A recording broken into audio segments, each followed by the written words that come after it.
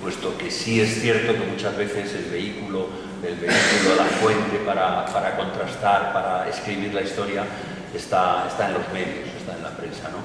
Y hoy muchísimo más con el desarrollo de Internet. No sé si hay alguna pregunta, pero si alguien tiene alguna pregunta, que la detenga un momento. Y yo le quería pedir a Gil Toll que nos dijera algo sobre las firmas en el Heraldo de Madrid, ¿no? Y cómo el Heraldo, siendo un periódico que ya en la guerra fue un periódico claramente republicano, ¿no? y que defendió la República, sin embargo, en sus columnas había gente que luego se decantaron de una manera muy distinta, ¿no? Un poco, o sea, hay dos cosas que me gustaría que dijeras muy brevemente. Una, las firmas del Heraldo, ¿no? y esta no contradicción, sino cómo el Heraldo era un periódico muy plural, ¿no? Que es una cosa que a nosotros nos gustaba defender luego en el Diario de Madrid. Una es esto, bueno, esta para no... Sí, pues efectivamente era un periódico en el que había gente de ideologías muy variadas. Pensar que el jefe de cultura, de la sección de cultura del Heraldo de Madrid en 1936, Miguel Pérez Ferrero, fue una de las primeras personas que se asiló en una embajada para protegerse de unas posibles represalias, ¿no? Porque era una persona, pues, de ideología más bien conservadora, ¿no?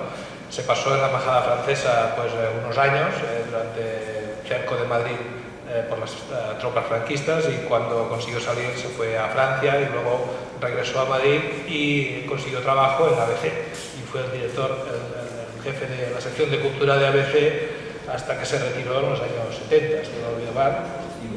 Y por lo menos. Era conocido, firmaba crónicas y críticas del cine con el seudónimo de Donald. Mucha gente le habrá leído seguramente, ¿no? Otros tránsitos curiosos, por ejemplo, hay un articulista poco conocido ahora, muy poco conocido, vamos, desconocido del todo, que era Juan Sánchez Rivera, que este señor era un abogado ilustre, miembro de la Academia de Jurisprudencia, que estaba a 2 pasos literalmente de la sede del periódico, estaba en la misma calle que Marqués de Cubas, todavía está ahí, esta academia, y este señor era militante del Partido Socialista en los años finales de la dictadura y los primeros de la República. Fue incluso candidato por Ávila a algunas elecciones, no fue elegido, pero fue un articulista destacado del periódico durante mucho tiempo. Era una persona que escribía de una forma realmente muy contundente. Sus manifiestos a favor de la República eran antes de la proclamación, pues eran muy elocuentes, y también se veía por ahí, pues, una tendencia, una línea que él era crítico con el comunismo en general, ¿no? En el año 33 esta persona hace un tránsito político y se relaciona con el Partido Radical. Le nombran gobernador civil de Burgos, y allí está hasta que el Partido Radical, hasta que en las elecciones del 36 da la victoria del Frente Popular. Y en los primeros meses de la Guerra Civil ya debemos firmar un artículo en el ABC de Sevilla haciendo un llamamiento a los republicanos a sumarse al alzamiento.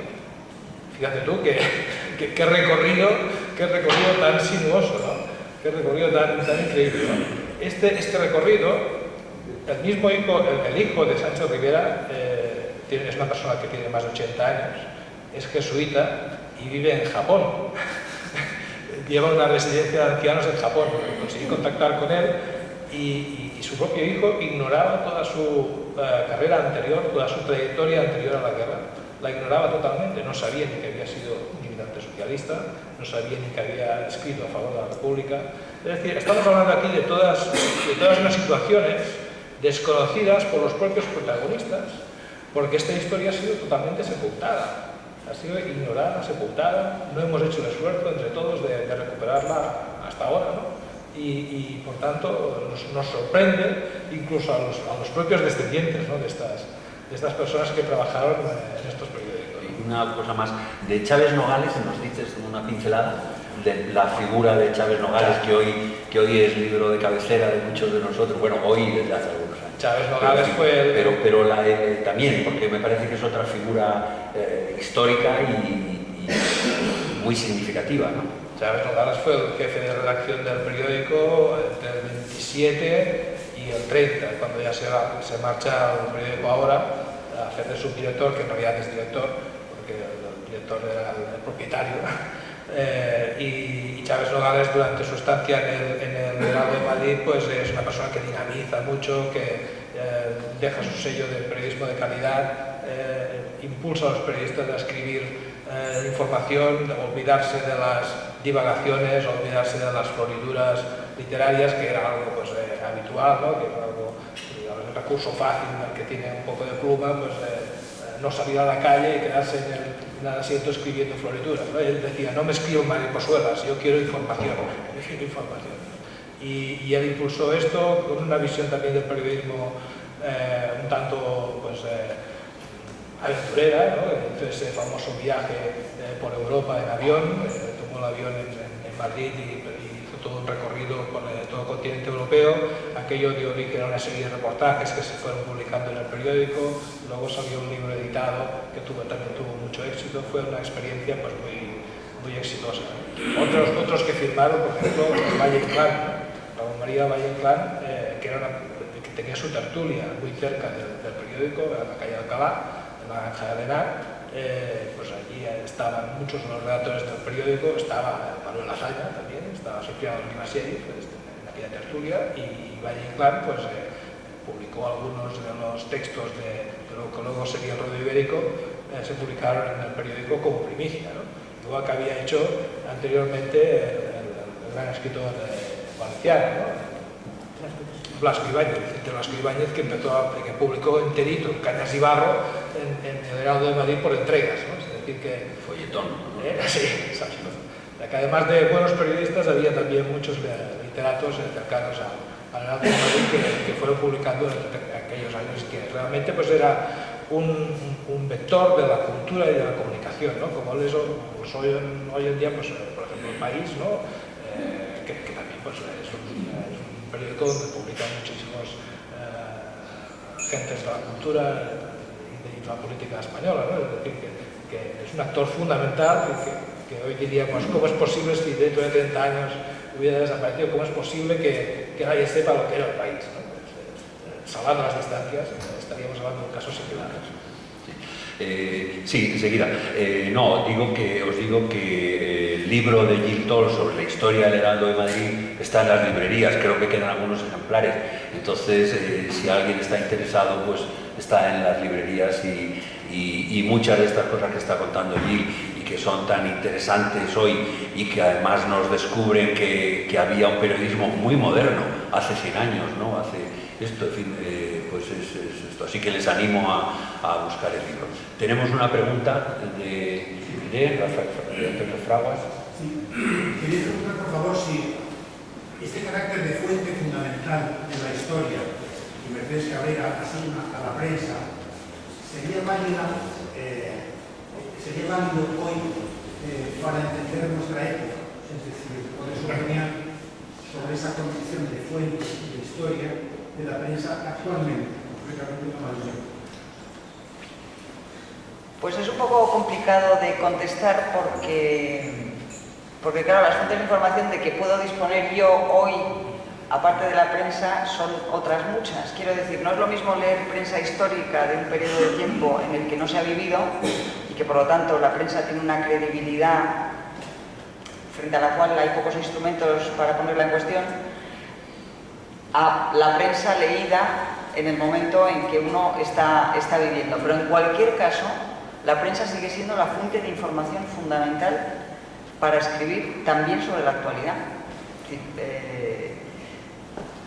Quizá ahora es más fácil, más rápido, hay más información, porque los soportes han permitido multiplicar la cantidad de información disponible y el problema es cribarla, pero la prensa sigue siendo la fuente de información fundamental que manejan, iba a decir los historiadores del tiempo presente, que los hay, o los politólogos, los que opinan sobre la actualidad. Yo creo que responsabilidad, no lo había querido decir yo en sentido así fuerte, ¿no? Pero esa responsabilidad de los medios, de la huella que dejan para explicar el momento en el que se están publicando, cómo lo explican, yo creo que esa huella sigue existiendo ahora mismo, y como fuente de información sigue siendo igual de válida. El único problema que tenemos ahora, que yo creo que nos puede pasar a todos, cada uno en nuestro medio, cada uno somos profesionales de algo, cuando vemos una información en la prensa sobre algo que hemos presenciado directamente, decimos, uff, si sobre esto me falta toda esta otra información, ¿qué pasa de aquello que no he visto directamente? Que esta duda, por supuesto, que se tiene, ¿no? Pero en cualquier caso, por encima de esa duda, sigue siendo, yo creo que la fuente fundamental de referencia para cualquier estudioso, politólogo, historiador, sociólogo o lo que sea. Muchas gracias. Fernando Argambide. Sí, yo quería, a raíz de lo que ha comentado Gil y también Sebastián, quería comentar simplemente que muchos de los periodistas, igual que hubo como comentado Gil, que pasaron a franquismo, incluso contando toda su historia anterior y toda su trayectoria. También hubo muchos que en el exilio participaron en México, en Argentina y en otros países en el florecimiento del periodismo en esos países y en el desarrollo de la libertad de expresión de esos países. Entonces, yo no sé en el caso de Gerardo de Madrid si hay algún periodista que jugara un papel destacado ya en México, en Argentina o en otros países como Sí, y tanto que fue así. En el caso de Heraldo se concentraron especialmente en Argentina. En Argentina allí fueron a parar algunos de los redactores de Heraldo de Madrid. En primer lugar, el director, que había sido director durante los 10 años anteriores a la guerra, Manuel Fondevila. Él había salido en el 37 hacia París y en el 39 ya toma el barco hacia Buenos Aires. Y allí es muy bien recibido por Natalio Botana, que era el editor del diario Crítica de Buenos Aires, que era un diario tremendo, que eran unas tiradas fenomenales, y que ya tenían una gran relación con Heraldo de Madrid y con sus editores, porque los de Crítica habían tenido problemas en Argentina en el año 31 con la dictadura de Uriburu y salieron al exilio y estuvieron acogidos. Natalio Botana estuvo acogido aquí en Madrid por Heraldo de Madrid, que publicó artículos y que acogieron materialmente, le dieron facilidades para que se estableciera aquí un tiempo. Por tanto, hubo aquí una réplica por parte de Natalio Botana hacia la gente de Heraldo de Madrid. Recibieron a Fondevila y a unos cuantos de los redactores de Heraldo de Madrid que trabajaron en la Crítica durante unos años.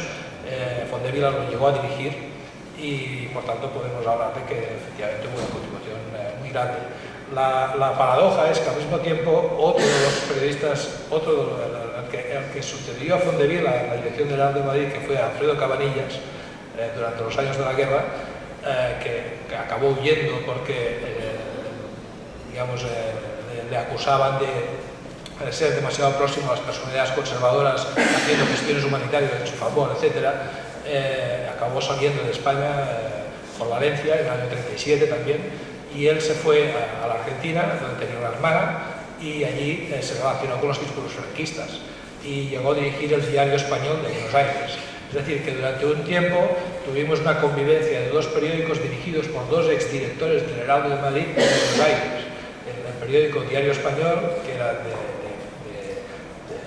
ideología franquista, y el diario Crítica, que era el diario más potente de Buenos Aires, muy popular, dirigido por Manuel Fondevila. O sea, fijaros qué paradoja. Y eso tampoco lo conocíamos, es algo que hay que investigar incluso más. Yo tengo ganas de profundizar en toda esta etapa, porque realmente debía dar mucho de sí la convivencia de dos directores de periódicos españoles en Buenos Aires dirigiendo diarios rivales. Muchas gracias. ¿Alguna pregunta más? Pues si os parece, terminamos, nos hemos pasado un poco de la hora y entonces, bueno, primero, pues muchísimas gracias a esta mesa extraordinaria y espléndida. Muchísimas gracias a todos vosotros, también en un día cómodo y de lluvia, por haber acudido, y os convoco que inmediatamente habrá una segunda mesa redonda en la que ya vamos a hablar de una redacción de hoy para el Heraldo, para lo que podría ser el Heraldo de hoy, que es lo que hemos explicado antes, es decir, lo que es el contenido de este periódico al margen de la parte histórica, que era el tema de esta mesa. En esta segunda mesa redonda van a intervenir Jesús Maraña, director de Infolibre, Magda Bandera, coordinador editorial de La Marea, Fernando Rapa Carballo, jefe de arte del Heraldo y que ha sido del Heraldo exactamente, porque ha sido el que ha diseñado este periódico, y Joan Garcés, el abogado, histórico abogado, y va a moderar la mesa nuestro vicepresidente de la Asociación y secretario general de la Asociación de Periodistas Europeos, Miguel Ángel Aguilar.